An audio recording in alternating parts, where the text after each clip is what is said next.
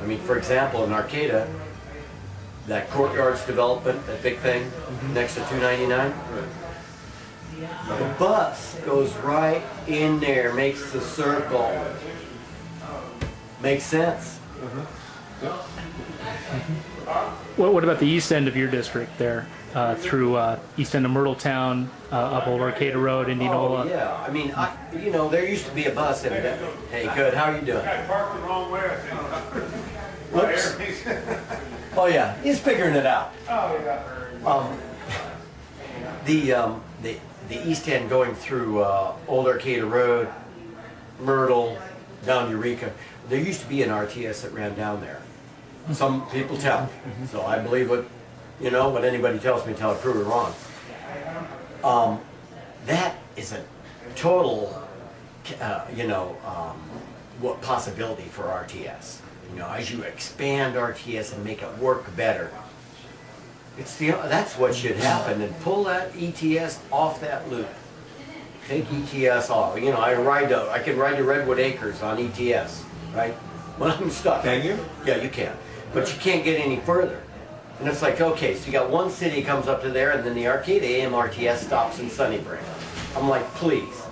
Arcata AM RTS needs to go to the Bayside Post Office. All the students out there that are subsidizing that bus, and it's not going out there. It needs to go to Bayside Post Office, and we need to pull ETS back and let RTS come up through that loop. So that's the way I look at it. Besides getting money out of the state in terms of HSU and CR especially, where's the county going to get the money? Well, you know, part of the way they get the money is you run the bus and people pay for it by riding it. Okay? Well, the buses seem pretty full right now between Arcata and Eureka. They are plenty full now. And so we're buying new buses. And they weren't, you know, Prop 1B allowed transportation funds, and we're like hopping on it. Get whatever buses are approved right now and get them. Well, that's capital improvements, but isn't the more expensive part the drivers? Oh no, compared to buses are like $500,000, man, each.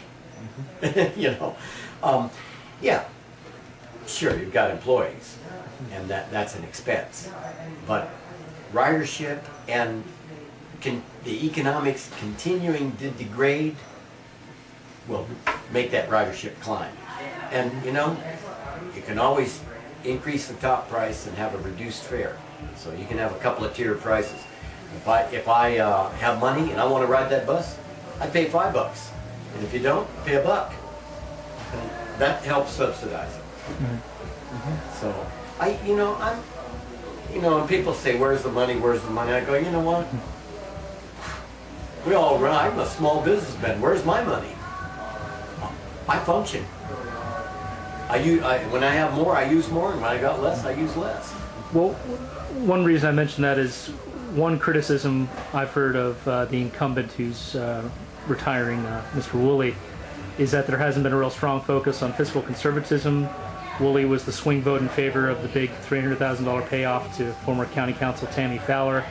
He's been on that budget subcommittee with Bonnie Neely, making a lot of closed-door recommendations that the board approves of that discussion. What would you do differently?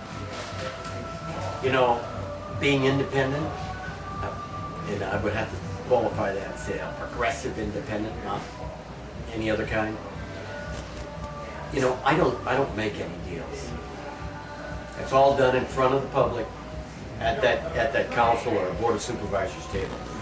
And you know, I am not into the government as usual kind of operation. And when I look at the money that goes to tourism that we don't really need to spend at this point in time, that's a great place to get some money to apply to the bus or whatever. And the better, kinder, friendlier town you have, tourists remember it and they come back. So, you know, the best thing you can do about tourism, clean your town up. Be happy. Love those tourists. You know, better than spending money on a flashy ad or trying to encourage them to stop going to Palm Springs and come to Arcata. You know, we don't need to do that. We live in paradise. And, you know, you don't have to advertise paradise too much to get people to come here. And and Humboldt State does an exceptional job at bringing people here. Parents, friends, students, you name it. In fact, most of the people I know, 99 out of 100 people I know came here because of Humboldt one way or another. So, spending money on tourism, I think at this point in time we could do a lot better spending it in something else. Speaking of cleaning up the county, Eureka voted last night to move towards universal garbage recycling. Arcata's already moved in that direction. Is that something you'd like to see, not necessarily for the real rural areas, but for some of these townships in your district like Myrtletown, Bayside? And McKinleyville, please. Yeah, look at McKinleyville, it's almost the size of Arcata. You know, I mean, the days of us hauling our garbage to the dump or to the transfer station or to a central location is ridiculous. I mean, thousands and thousands of vehicles start up, people wasting their precious, valuable time doing that doesn't make sense. So I absolutely support universal garbage and mandatory recycling. At a reduced rate for low income? Either the rate reduced or the size of the can reduced so that the price is less. So currently the trucks in Arcata can pick up 3 can sizes. And there's only 2 in use right now. And I am promoting the 3rd small can to be out there for most of us to use. And you know, many units, residences in Arcata are multi-residences with one address, okay? They only need 1 can, okay?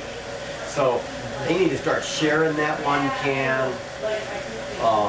You know, it's not as big as imposition as you want to believe. I'm convinced that overall it's a savings to the population and the government. What else for you would fall under the rubric of cleaning up the community? You know, I think that we need to look at, you know, a way of having volunteers or community service workers. You know, people get arrested every day. We got a DUI list from hell, you know? So why aren't they doing community service throughout all of our communities? The cities need to be aggressive in applying the community service people into cleaning up the streets. And some cities don't even take very many community service workers, as I know. Would cleaning up the community include cleaning up the transient population? There's been a lot of blame shifting from the city saying it's the county's problem. Is it the county's problem? Or? I look at the transient, or well, let's say not transient, because transient applies to tourists also, in case we didn't remember that, okay?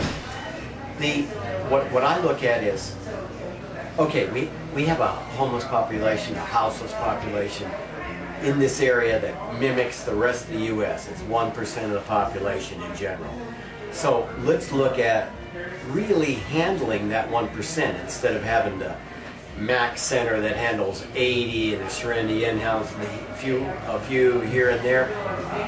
Why not a county intake facility that's big enough and made of temporary or low-cost structures so that we can actually afford to do it? Use that as an intake facility. And if a large facility doesn't make sense, then we need satellite facilities in all the larger communities. And the endeavor for one is the satellite. It's a satellite service center for Arcata, but because it's on city property, and the city council at this time, me one of the prime exceptions, wants not to renew their lease, then basically we're dumping them out on the road, and I just absolutely don't support that. I think that how you treat the bottom part of your society is a reflection of how you care. You know, if we really care, we would not be doing that. So my hand's up every time to extend that lease.